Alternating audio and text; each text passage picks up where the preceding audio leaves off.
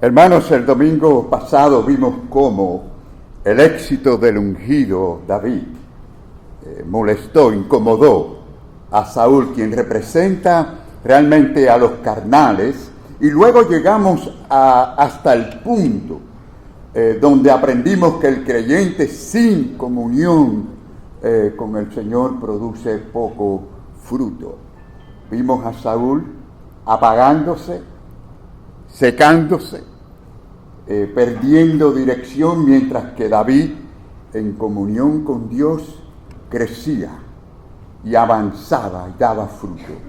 Y ahora, hermanos, al continuar en el texto que tenemos hoy, nos encontramos con un contraste todavía más profundo.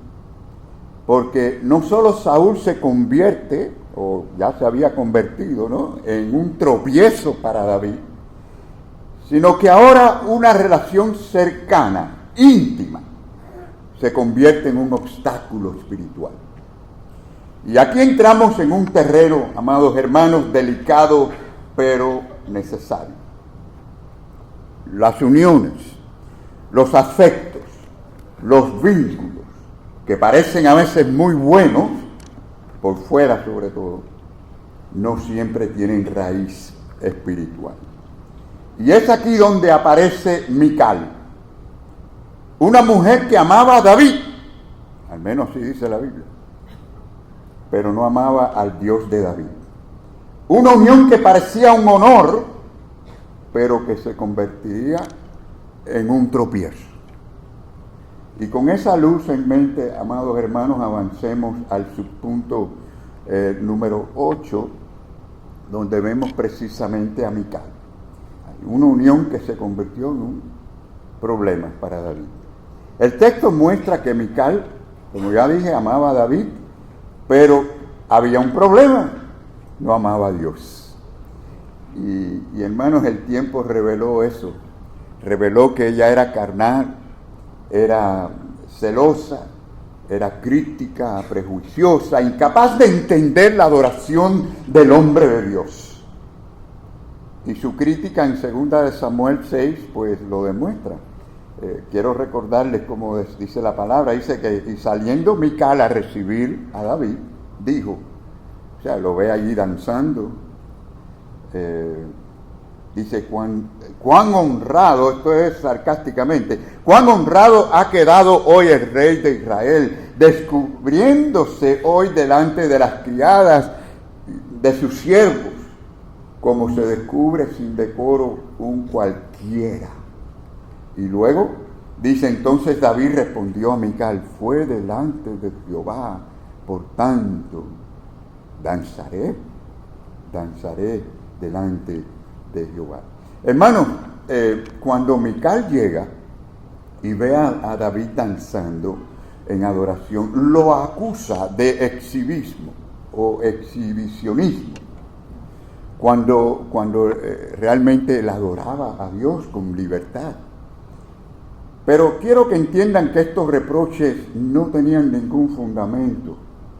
Y digo esto, no tengo dudas, hermanos, de que fue una exageración de parte de ella, porque sí creo que David observó con cierto o el debido decoro en su danza. Yo sé que la idea común es que él danzó totalmente desnudo, pero si ustedes ven un poquito antes, en 2 Samuel 6, 14, vemos que él no lo hacía desnudamente total, o sea, completamente desnudo. Lo vemos haciendo lo mismo, solo se despojó de su vestidura regia de rey. Y dice la palabra, nos enseña que él se había quedado con un efod de lino. Lo que trato de entender aquí, buscando una aplicación, es que no estaba adorando a Dios en función de rey, porque adoraba al rey de reyes, sino en función de sacerdote que ministraba delante de Dios. Y aunque fue una forma maliciosa de ella, vamos a decir, de interpretar mal el gesto de David, David tenía el testimonio de su conciencia. de lo que había hecho, lo había hecho con decoro y que con toda sinceridad estaba buscando la gloria de Dios. So not everyone who loves you is capable of walking with your calling. Vemos el otro subpunto, que es el conflicto final entre Mical y David. Bueno, ¿cuándo ocurrió realmente esto? Esta danza, bueno, fue cuando David trajo el arca a Jerusalén, que entonces danzó con gozo, con alegría, con gratitud al Señor. Y como vimos, Mical, al verlo, en vez de unirse a él en la adoración, lo menosprecia. Y lo peor es que su amor se convierte entonces en un desprecio, porque la adoración de David no giraba alrededor de ella. Ella esperaba toda la atención. David ofreció adoración a Dios. Ella quería dignidad humana. David buscaba la presencia divina del Señor. So some people will resent you when God becomes your first love. Y esto nos debe enseñar que el yugo desigual siempre trae dolor. Mical, sí, va a decir pastor, pero ella era israelita, sí, era israelita. Pero esto no quiere decir que ella amaba a Dios y seguía a Dios y adoraba a Dios. Y por eso no podía compartir el gozo de la adoración con David. Los matrimonios desiguales producen, hermanos, incomprensión, celos, conflictos, pérdida de bendiciones incluso. Es decir, lo que parecía amor realmente no era más que un egoísmo disfrazado. Así que y esto es bueno para los jóvenes, aunque una persona sea bautista o de la misma iglesia, eso no quiere decir que es convertida. La palabra del Señor dice que no todo el que dice Señor, Señor, entrará en el reino de los cielos. So a divided faith creates a divided home. Vemos también que Dios protegió a David. Esta es la parte misericordiosa de todo, que Dios es tan bueno que a los suyos de alguna manera los cuida, los protege. Dios protegió a David incluso en ese matrimonio. Y usted dirá, pastor, ¿y cómo lo protegió? Bueno, en 2 Samuel 6:23 nos dice la palabra que Mical nunca tuvo hijos hasta el día de su muerte. Bueno, en este caso yo veo eso como una forma de Dios ayudar a David. Porque, miren, aunque a veces no lo vemos así o no lo entendemos, vamos a decir, algunas veces Dios nos protege no dándonos ciertas cosas. ¿Usted entiende eso, hermano? No dándonos algo que a lo mejor usted quiere. En el caso de David, esto parece haber sido un acto de misericordia de Dios, porque pienso que le evitó a David mucho dolor de cabeza, muchos problemas, mucho conflicto. Y a veces Dios permite pérdidas, a veces no nos da ciertas bendiciones para precisamente evitar daños mayores. Sometimes God's protection looks more like a subtraction, but are for our own good. Y Mical fue como lazo o trampa espiritual. Ustedes recuerdan anteriormente, la semana pasada precisamente, que vimos cómo Saúl dijo, en su corazón decía, y lo dijo, yo le daré a Mical para que le sea por lazo. Es decir, el enemigo sigue usando esa misma estrategia, hermano. No piense que eso ha cambiado. Busca traernos relaciones que parecen, o amistades, toda clase de relaciones que parecen hermosas por fuera, pero que son realmente trampas espirituales. So not every relationship is a blessing. Some are traps in disguise. Vemos también, hermanos, la promesa rota y alianzas peligrosas en el texto. Porque vemos que esta sección ya no solamente Saúl lo vemos impulsivo como ya habíamos estudiado, sino que vemos a un Saúl con estrategias. Y quiero que sepan que la carne, cuando madura en envidia o en celo o en cualquiera de estos pecados, se vuelve calculadora. Esto es un proceso del pecado. Y ya no lanza la lanza, como había hecho anteriormente en público, ahora envía mensajeros secretos.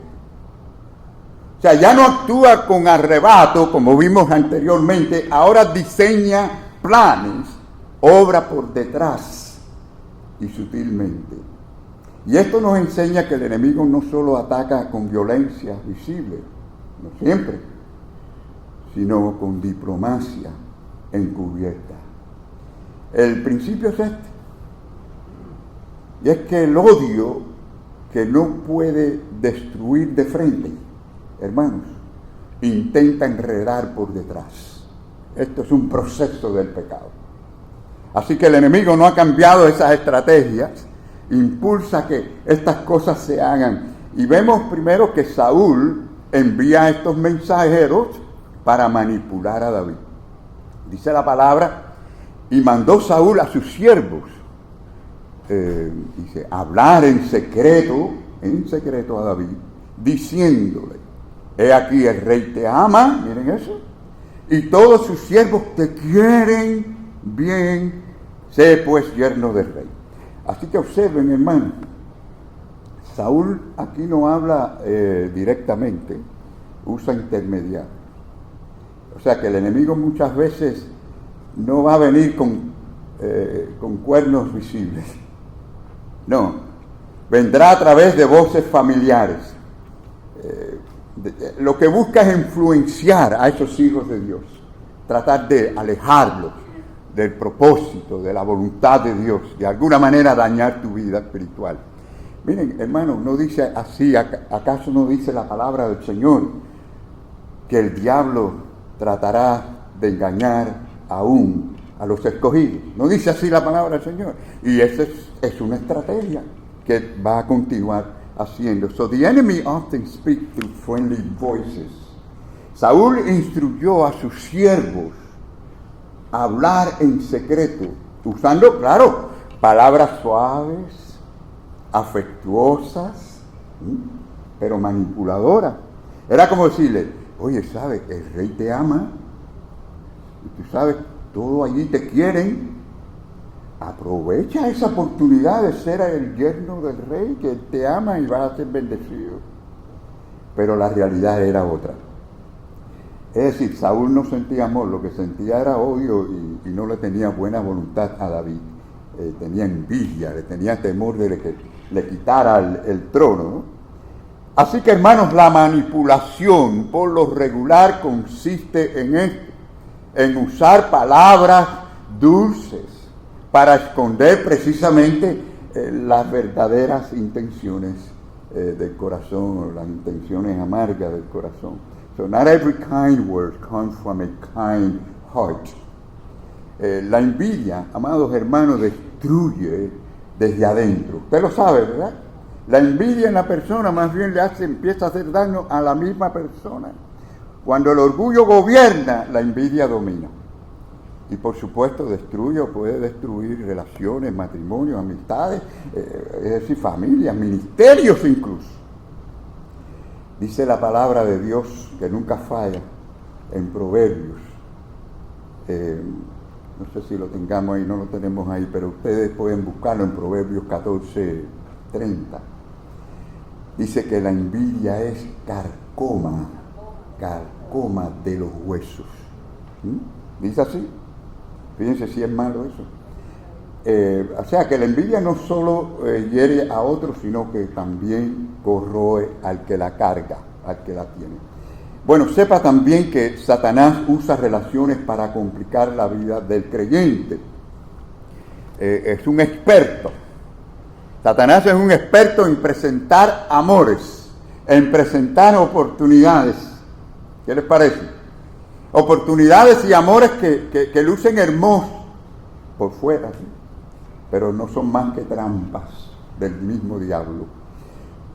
Miren, cuando ustedes puedan y tengan una oportunidad, busquen en la Biblia un ejemplo de esto en la vida de Sansón, si es que no lo han leído.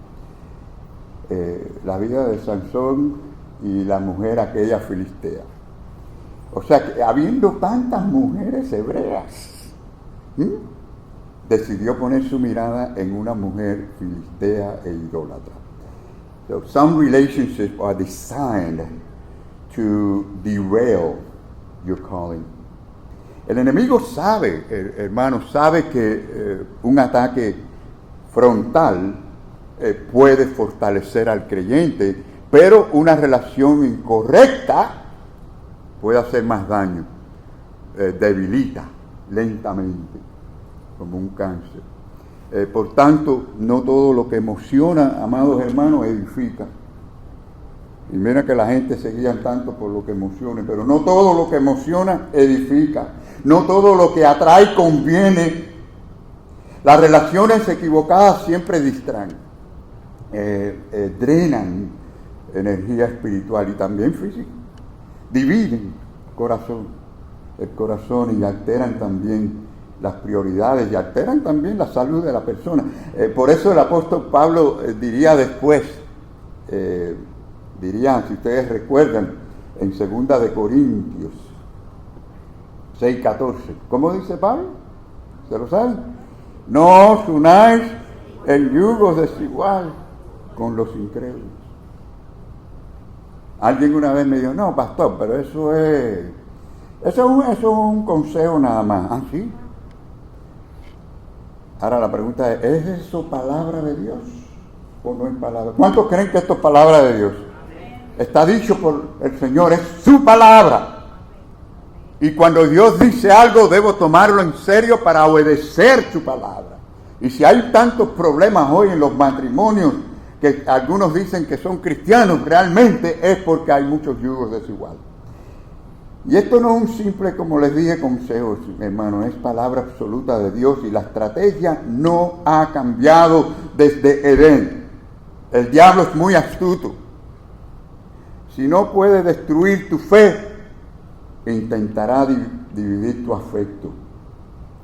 Vemos también a estos mensajeros de Saúl presentando los beneficios. Y claro, se presenta nada más lo bonito, ¿no? Y notamos que los siervos vienen y solo le hablan de privilegios, le hablan de honores, ¿no? Pero miren, David fue humilde, respondió con humildad. ¿Recuerdan cuando él les dijo, ¿os parece poco ser yerno del rey? O sea que él no estaba buscando realmente posición ni reconocimiento humano. Lo que quería era servir. Su corazón estaba enfocado en servir a Dios. Y por eso Dios guía de la forma que lo hace. So true greatness never promotes itself. Never.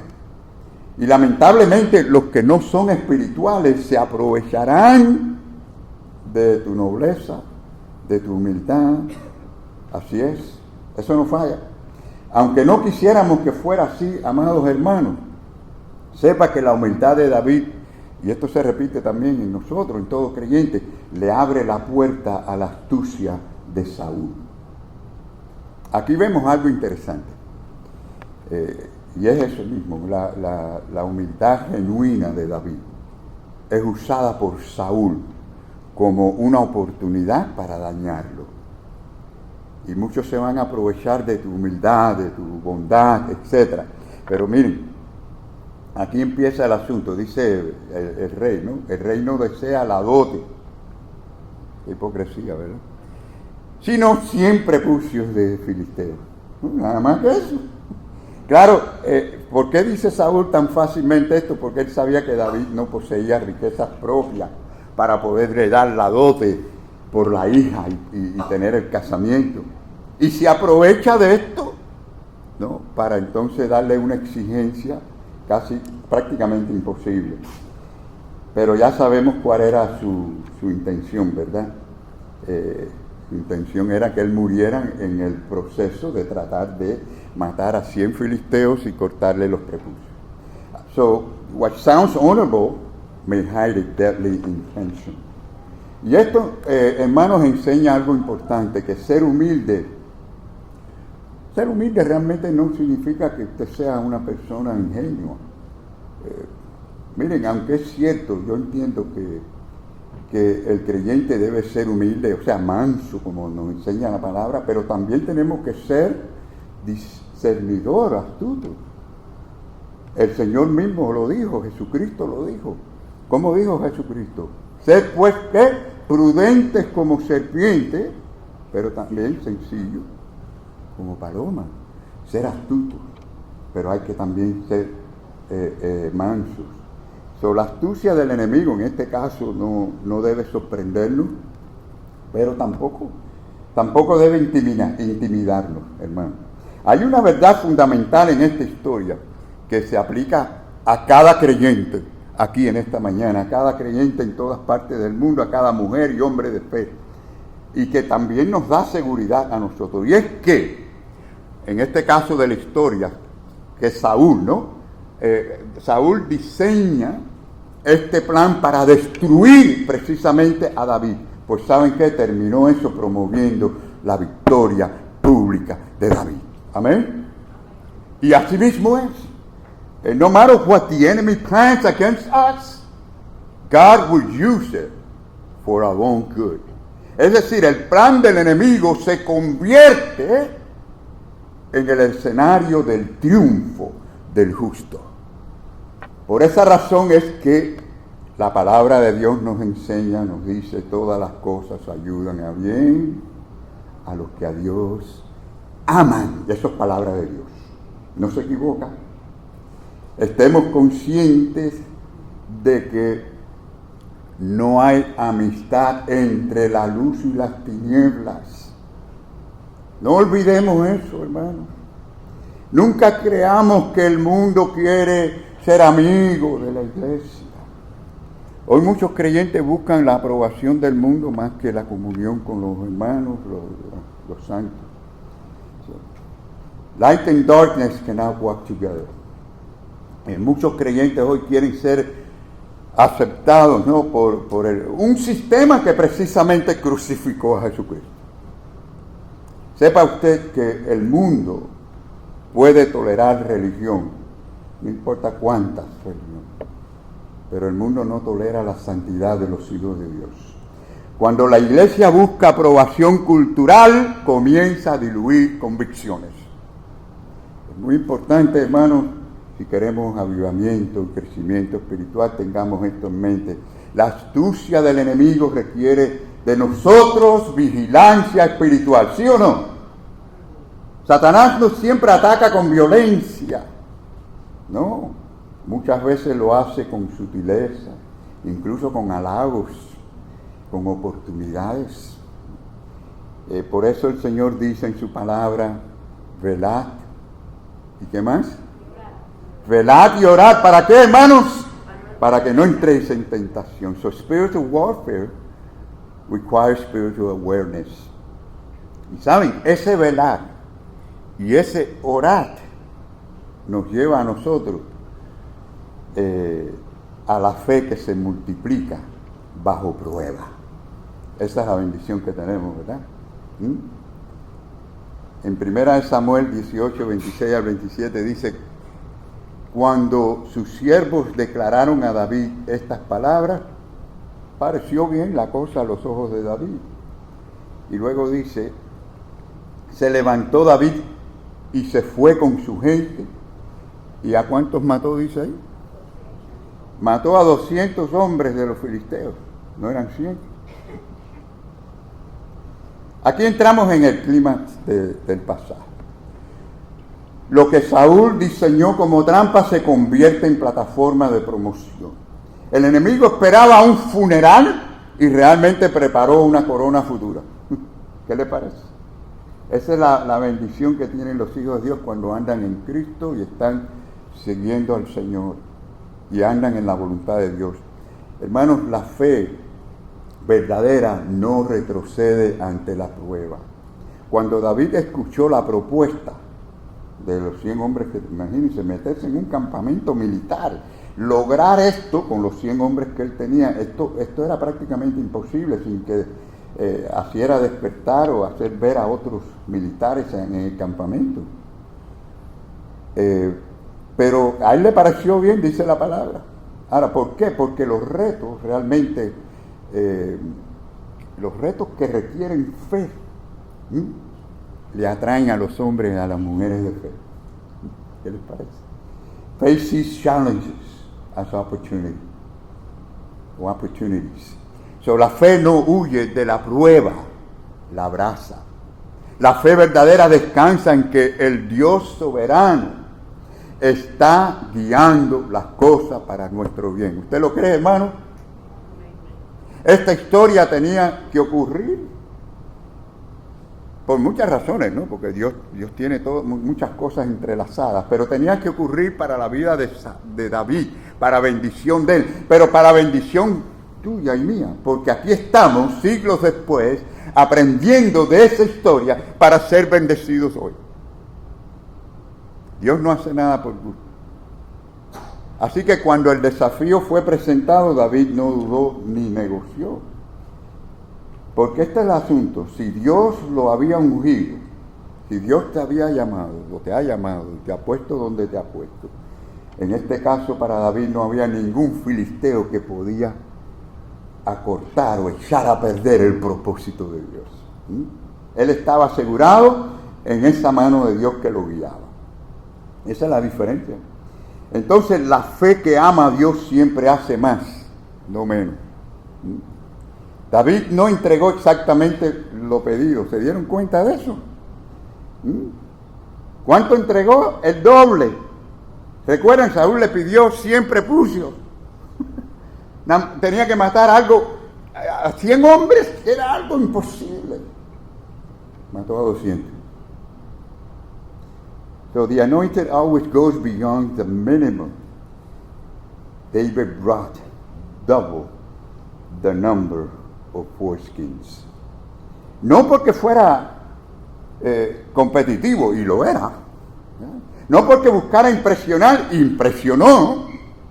Sino porque el corazón apasionado nunca calcula en términos mínimos.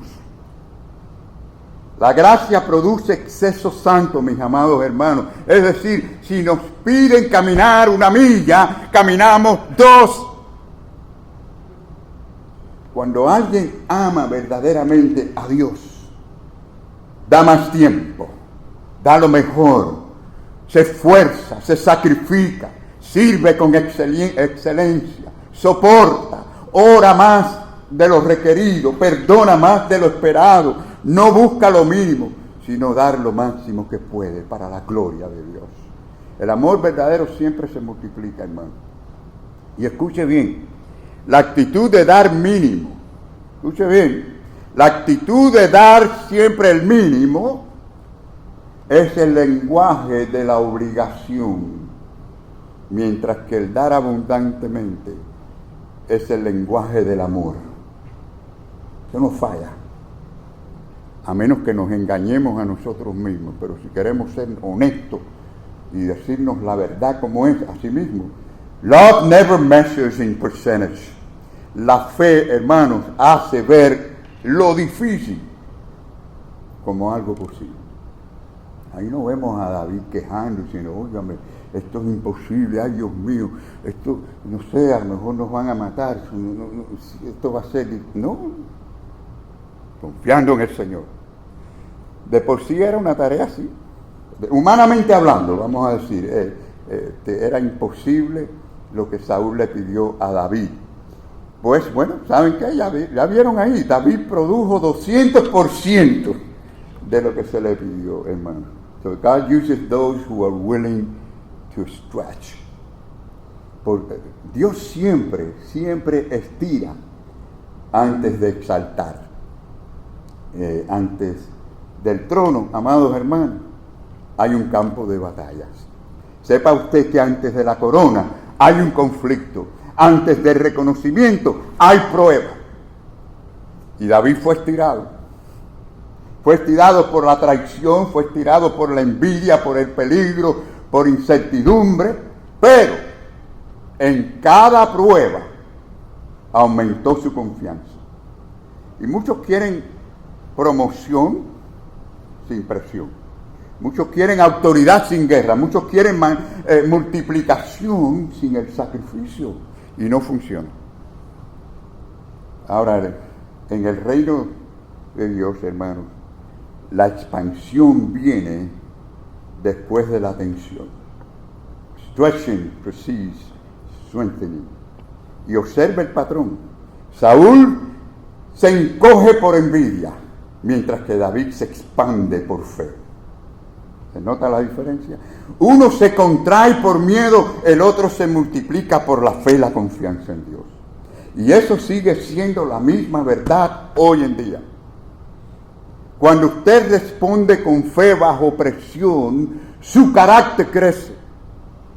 Cuando usted tiene, esa fe, esa confianza en el Señor, su influencia aumenta.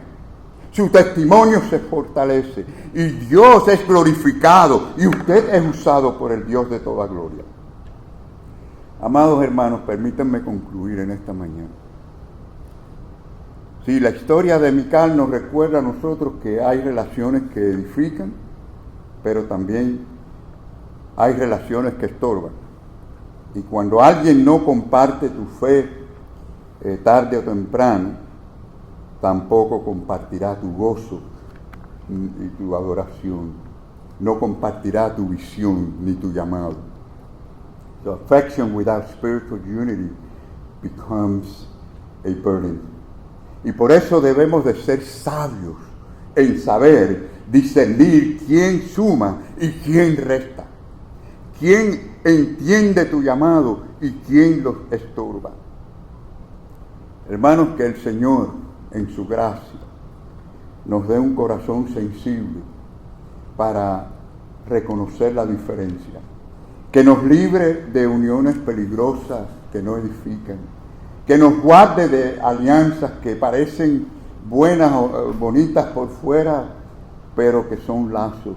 Y que el Señor nos rodee de personas que más bien amen a Dios, que amen la presencia del Señor, que amen la palabra del Señor, que amen la voluntad de Dios por encima de las voluntades humanas, y que el Señor nos mantenga como David, como a David, firmes, fieles, hermanos, enfocados, avanzando en los propósitos que Él ya ha determinado para nuestras vidas.